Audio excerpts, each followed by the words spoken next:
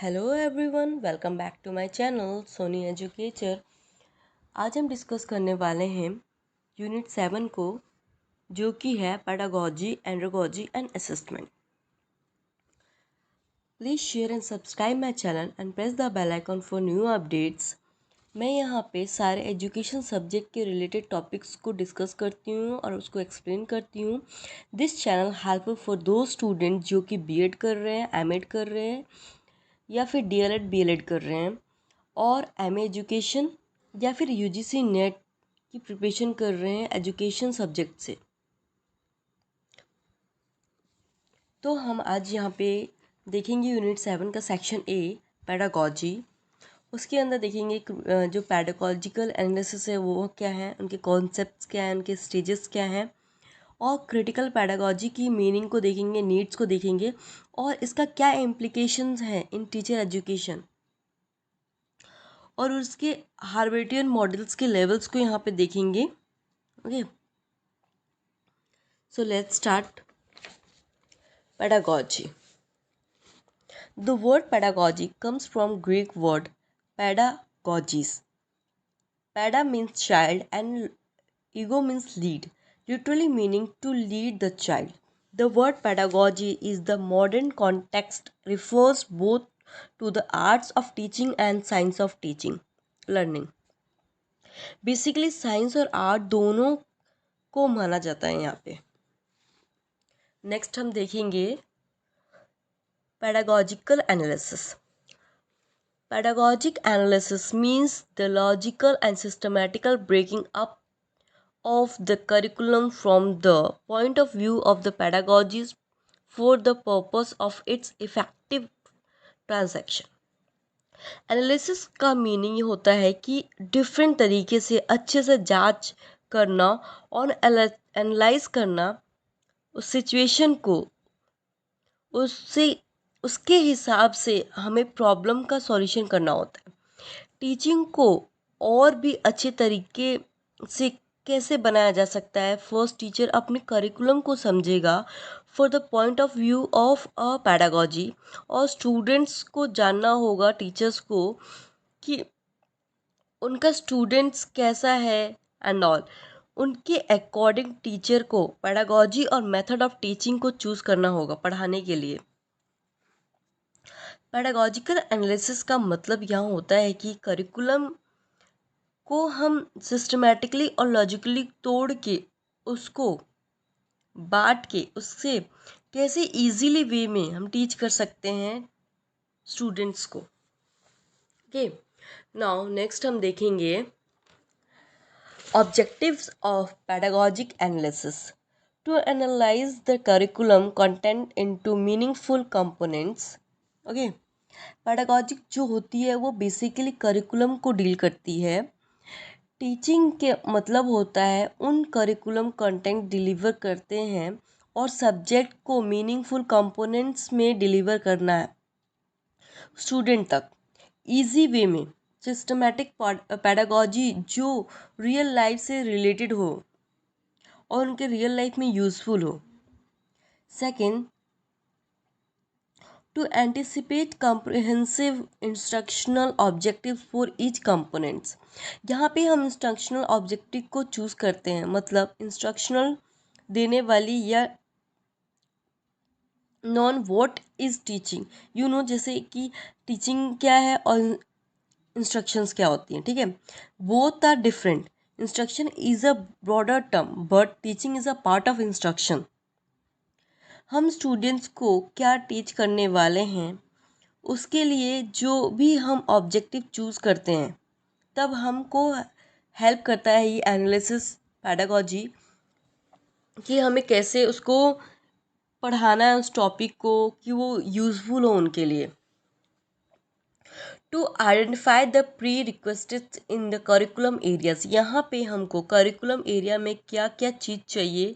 Suppose if मैं अगर teach कर रही हूँ इन्वायरमेंटल साइंस, तो उसके लिए मुझे क्या किस किस चीज़ की ज़रूरत होगी, मॉडल्स की ज़रूरत होगी, प्रोजेक्ट्स की ज़रूरत होगी, कुछ पिक्चर्स चाहिए होंगी। तो जो भी चीज़ें हमें पढ़ाने के लिए चाहिए होती है, वो सब चीज़ें हमें हेल्प करती है। पैडागॉजिकल एनालिसिस से हमें ये सब चीज़ों का पता लगता है। तो design appropriate objective based learning experience for different stages and contents. यहाँ हम अलग अलग ऑब्जेक्टिव बेस्ड कर सकते हैं लर्निंग एक्सपीरियंस के लिए, अलग अलग स्टेजेस के लिए और कॉन्टेक्ट्स के लिए, ठीक है। क्योंकि डिफरेंट क्लासेस होती हैं, डिफरेंट स्टूडेंट्स होते हैं, सबकी एबिलिटीज़ अलग अलग होती हैं, सब डिफरेंट डिफरेंट सोचते हैं, तो उनके लिए डिफरेंट ऑब्जेक्टिव्स होंगे और सबको सबकी लर्निंग एक्सपीरियंस प्रोवाइड की जाएगी। Okay, now next stages of pedagogical analysis। जब भी हम पैडागॉजिक को एनालाइज करते हैं तो हम इन स्टेजेस को फॉलो करते हैं। First, divide the contents of the selection unit into sub title sub units and arrange the selected sub units into number of required pits. यहाँ पे हम देखते हैं कि जो भी हम कंटेंट सेलेक्ट करेंगे उसको डिवाइड करेंगे सब टाइटल्स के सब यूनिट्स में और अरेंज करेंगे सेलेक्टेड सब यूनिट्स में, और उसको अरेंज करेंगे हम नंबर्स ऑफ रिक्वायर्ड पीरियड्स में, जिससे स्टूडेंट्स को अच्छे से समझ आ सके और जो हम डिलीवर करना चाहते हैं स्टूडेंट्स तक वो अच्छे से उन तक पहुंच सके और कंटेंट समझ आ सके स्टूडेंट्स को, और हमको उसको इजी वे में टीच करना होता है। Second, briefly right the essence of the content of the selected sub units. यहाँ पे जो हमने जो भी सब यूनिट सेलेक्ट किया है ना, उसका क्या एसेंस है, क्या इम्पोर्टेंस है, उसको पढ़ा के क्या फ़ायदा होगा, क्या बेनिफिट मिलेगा, ये सब बातों का ध्यान रखना होता है कंटेक्स्ट का सब यूनिट्स को सेलेक्ट करते टाइम पे। Number third, right appropriate previous knowledge required for the सब यूनिट। यहाँ पे टीचर टीच करने से पहले ये ध्यान देता है कि स्टूडेंट्स को इसको पढ़ाने से पहले इस चीज़ के बारे में क्या नॉलेज है, क्या नॉलेज होनी चाहिए, जो भी उसने प्रीवियस नॉलेज गेन की है उससे रिलेट करते हुए इस यूनिट को कैसे मुझे पढ़ाना है, और इस यूनिट से उसको मतलब वो जो नॉलेज जिसका प्रीवियस उससे क्या हेल्प होगा स्टूडेंट्स को, और जो न्यू टॉपिक पढ़ाने वाले हैं उससे स्टूडेंट्स को हेल्प होगा जो भी, ठीक है, उसको पढ़ाना। Write appropriate instructional objective to be selected for the sub units. यहाँ पे फाइनली देख लिया जाता है कि क्या पढ़ाना है, कैसे पढ़ाना है, क्या टॉपिक चूज़ किया है, क्या नहीं किया है, ठीक है। फिर इसके बाद देखेंगे हम कि क्या एप्रोप्रिएट इंस्ट्रक्शनल ऑब्जेक्टिव्स होने चाहिए to be selected the sub units. ये नाउ नेक्स्ट हम देखेंगे यहाँ पे critical pedagogy. The concept was deliver by Pavlov, और जितने भी क्रिटिकल वर्ड्स आते हैं वो सब के यही फाउंडर हैं। Critical pedagogy is a teaching approach which attempts to help students questioning and challenging dominations and the beliefs and practices that dominated them. It tries to help students become critical conscious। यहाँ पे critical pedagogy एक teaching process है, ऐसा तरीका है जो कि students को हेल्प करता है चैलेंज करने में, क्वेश्चन करने में डोमिनेशंस को। यहाँ पे स्टूडेंट्स पूरी तरीके से फ्री होते हैं, टीचर से अपना क्वेश्चन पूछ सकते हैं, उनको जो भी प्रॉब्लम होती है वो डिस्कस कर सकते हैं, उनसे क्यों क्या कैसे वाले क्वेश्चंस पूछ सकते हैं एंड ऑल। स्कूल के जो भी बिलीव्स हैं उसको हटा के सकते हैं, ठीक है। क्या होता है ना, जो स्टूडेंट्स हैं वो क्या करते हैं, ये सारे क्वेश्चंस करके टीचर्स को चैलेंज करते हैं कि हाँ, पहले क्या होता था कि टीचर्स कुछ भी पढ़ा देते थे बट स्टूडेंट्स उनसे कोई क्वेश्चंस नहीं पूछते थे, बट दिस टाइम स्टूडेंट्स वो क्रिटिकल पैडागॉजी के अकॉर्डिंग वो टीचर से क्वेश्चन पूछ सकते हैं और वो अपने डाउट्स को क्लियर कर सकते हैं, और हर एक चीज़ से क्रिटिकली कॉन्शियस रहेंगे। Next, Critical pedagogy is a philosophy of education described by Henry and other scholars as an education movement quite by passion and principles to help students develop consciousness of freedom, recognize authorities, tendencies, and connect knowledge to power and the ability to take constructive actions. Critical pedagogy एक education movements है, means changeable है ये, ठीक है। According to Heinrich, यहाँ पे quite bye passion है, जो कि पढ़ाने की इच्छा होती है, और प्रिंसिपल्स हेल्प करती है स्टूडेंट्स को डेवलप करने में, कॉन्सिस्टेंस को, फ्रीडम को, रिकग्नाइजेशन को, अथॉरिटीज़ को, ठीक है, टेंडेंसीज को, और connect knowledge to power and ability to take constructive actions. उनको कनेक्ट करेगी नॉलेज से, पावर से, और वो एबल होंगे to take action against authorities. जो भी अथॉरिटीज़ होगी जो उनको लिए सही नहीं होगी, उनके अगेंस्ट वो एक्शन ले सकते हैं कि हाँ ये चीज़ राइट नहीं है, वो अपने लिए स्टैंड ले सकते हैं। क्रिटिकल पेडागॉजी उसमें उनकी हेल्प करता है। The previous of critical pedagogy is to enrich students overall life. In such an approach, students are given the chance to challenge other accepted hypotheses and also to explore the relationship between their society and the content of their environmental education. Okay, या फिर educational environment, इनका purpose ही होता है students को overall life को enrich करना।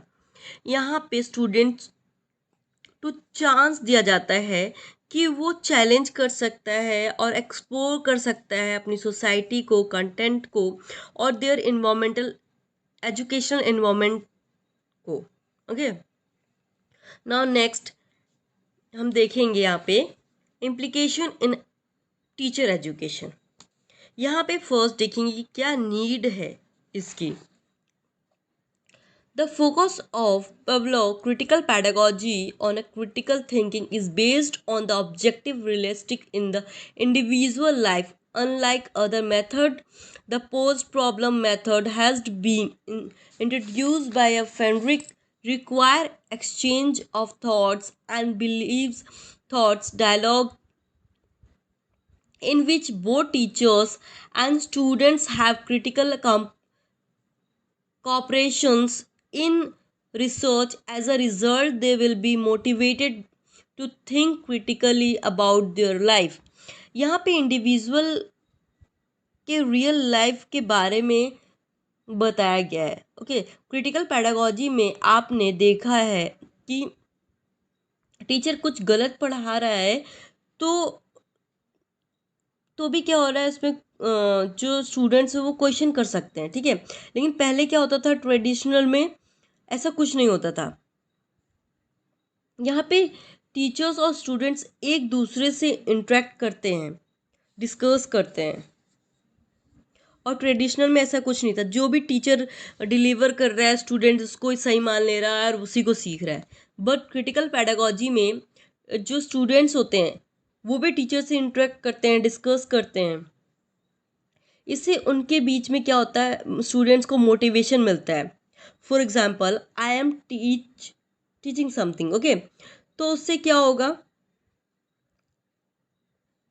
मैंने कुछ क्वेश्चन पूछा स्टूडेंट से, तो स्टूडेंट्स ने मुझे उस क्वेश्चन का आंसर बताया, बट वो प्रॉपर राइट नहीं था, कुछ उसमें क्या कुछ मिस्टेक्स थी। बट मैंने स्टूडेंट्स को बोला हाँ आपने सही बोला, इसके कुछ पॉइंट्स एकदम सही है, मैं आपको और इसको एक्सप्लेन करके पढ़ाती हूँ।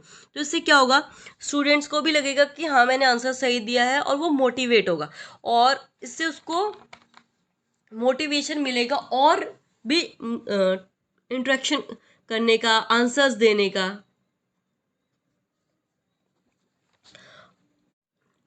अब हम देखेंगे इम्प्लीकेशंस को, क्या क्या इम्प्लीकेशंस हैं यहाँ पे। फर्स्ट, ट्रेडिशनल प्रिजर्वेशंस, यहाँ पे ट्रेडिशन को प्रिजर्व करके रख सकते हैं। Second, students teachers participate for educational development, यहाँ पे दोनों पार्टिसिपेट करेंगे for educational development. Shaping our societies, इससे हम अपनी सोसाइटी को शेप कर सकते हैं, सोसाइटी की प्रॉब्लम्स को सॉल्व कर सकते हैं। नाउ नेक्स्ट हम देखेंगे ऑर्गेनाइजिंग टीचिंग। यहाँ पे 3 टाइप की टीचिंग पे ज़्यादा फोकस किया गया है। First, memory level. Second, understanding level. Third, reflecting level. सबसे पहले आता है मेमोरी लेवल। हम यहाँ पे देखेंगे the Herbartian 5 steps of memory level. One of the most followed approaches to lesson planning is the Harbertian on 5 approach propounded by J.F. Harbert. The steps are preparation. यहाँ पे prepare सॉरी यहाँ पे prepare करते हैं हमको कैसे पढ़ाना है, क्या पढ़ाना है स्टूडेंट्स को, और स्टूडेंट्स में कितनी कैपेबिलिटी है, वो कितना ग्रैप कर सकता है, वो कितना गेन कर सकता है। यहाँ पे हम इन सब बातों को ध्यान रखते हुए प्रिपरेशन करेंगे और देखेंगे कि टीचर अपने स्टूडेंट्स के बारे में कितना जानता है, कितना उनको समझता है, उसके हिसाब से वो टीचिंग सेट करेगा और पढ़ाएगा बच्चों को। नाउ सेकेंड, प्रेजेंटेशन और डेवलपमेंट। यहाँ पे टीचर प्रेजेंटेशन पे फोकस करेगा कि उसे क्या पढ़ाना है और कैसे पढ़ाना है और कैसे डेवलप करेंगे लेसन्स को। Third, generalisation. जो भी हम यहाँ पे कंपैरिजन, एसोसिएशंस एंड इन्फ्रेंस के द्वारा करते हैं, उसकी हेल्प से आइडेंटिफाई करेंगे ओके कॉमन एलिमेंट्स को for the purpose of generalisation which help of frame principles. Fourth, application. जो भी हम जनरलाइजेशन करते हैं उसके थ्रू जो फैक्ट्स और कंटेंट है उसको एक्सप्लेन करें। यहाँ पे जो भी अप्लाई करते हैं उसको हम टेस्ट भी कर सकते हैं, डे टू डे लाइफ में डील करके, प्रॉब्लम्स को सॉल्व करके। Fifth, evaluation. हम यहाँ पे पहले से ही कुछ टूल्स और टेक्निक्स को रखते हैं, उनका यूज़ हम इवैल्यूएशन में करते हैं कि स्टूडेंट्स जो भी है वो कितना ग्रैब कर रहा है, कितना लर्न किया है, उसका बिहेवियर कितना मॉडिफाई हुआ है, ये सब हम मेज़र करते हैं। नाउ नेक्स्ट लेवल को देखेंगे हम। Second, understanding level. It's come in between the memory level and reflective level. This stage teaching involves a moderate level thoughtful behavior. It is a prerequisite for the reflective level teaching learning which require the use of higher mental process. यहाँ पे कुछ जो होती है ना, कुछ समझने की कोशिश करते हैं स्टूडेंट्स। यहाँ मेमोरी लेवल और रिफ्लेक्टिव लेवल के बीच में आता है ये, और ज़्यादा थिंकफुलनेस नहीं होती है। यहाँ पे थोड़ी बहुत थिंकिंग आ जाती है स्टूडेंट्स के बीच में, वो बहुत ज़्यादा नहीं सोच पाते हैं, लेकिन वो अपने आप को रेडी करने लगते हैं कि वो अच्छे से सोच सके, अपने मॉडरेट लेवल को इंक्रीज़ करते हैं ओके। यहाँ प्री रिक्वेस्ट स्टेज है, यहाँ पे हम थोड़ा थिंक करने लगते हैं, ठीक है, कि हम रेडी हो सके अपने रिफ्लेक्टिव स्टडीज़ के लिए। ये चीज़ हमको हेल्प करेगा अपने रिफ्लेक्टिव स्टडीज़ में।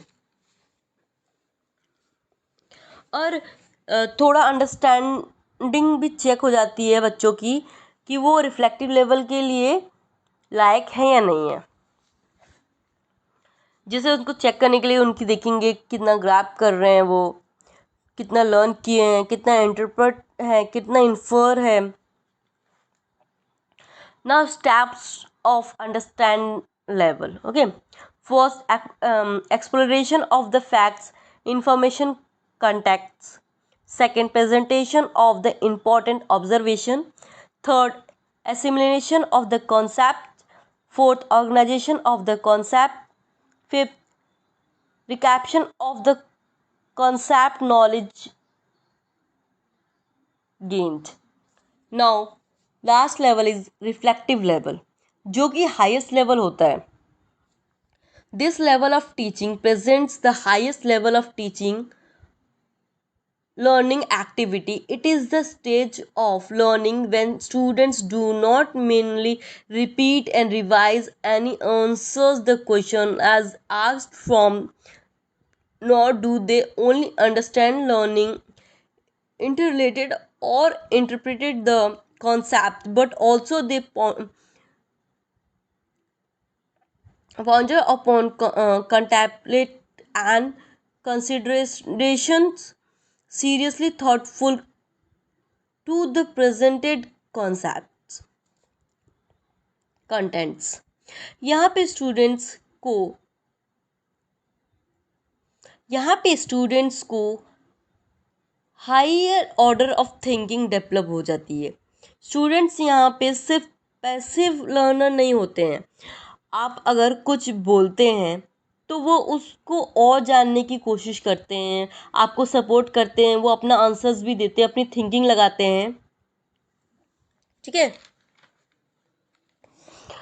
नाउ यहाँ पे हम देखेंगे Hunt develop their reflective models of teaching. First, focus. Objective to develop problem solving, critical and constructive, independent original thinking.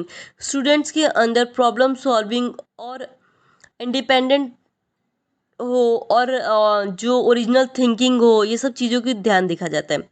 B, Sintex. यहाँ एक सिस्टम है. यहाँ पे डायरेक्ट प्रॉब्लम सॉल्व करने को देखा जाता है step by step. First step is creating a problematic situation. Second, formulation of the hypothesis. Third, verifying hypothesis. Fourth, collective of data, testing of hypothesis. Social system, people occupies the primary place and teacher secondary place. Okay. Now D, supports system. Objective type test is not used, but essay type test is used. Attitude, beliefs and environments is evaluated. और level of teaching जो होती हैं, जैसे हमने देख लिया कौन कौन सी होती है. First memory, second understanding and third is reflective. इन सारी बातों को हमको ध्यान देना है. एक्चुअली एग्जाम्स में इतना डिटेल में पूछता नहीं है, बस इसके टॉपिक्स जो हेडिंग्स है ना, वो हमको लर्न करने हैं. ये टॉपिक्स हेडिंग्स ही हेल्पफुल है हमारे लिए. आई होप आज का टॉपिक आपको क्लियर हो गया होगा. Thank you. Keep on watching and please share and subscribe my channel. Press the bell icon for new updates.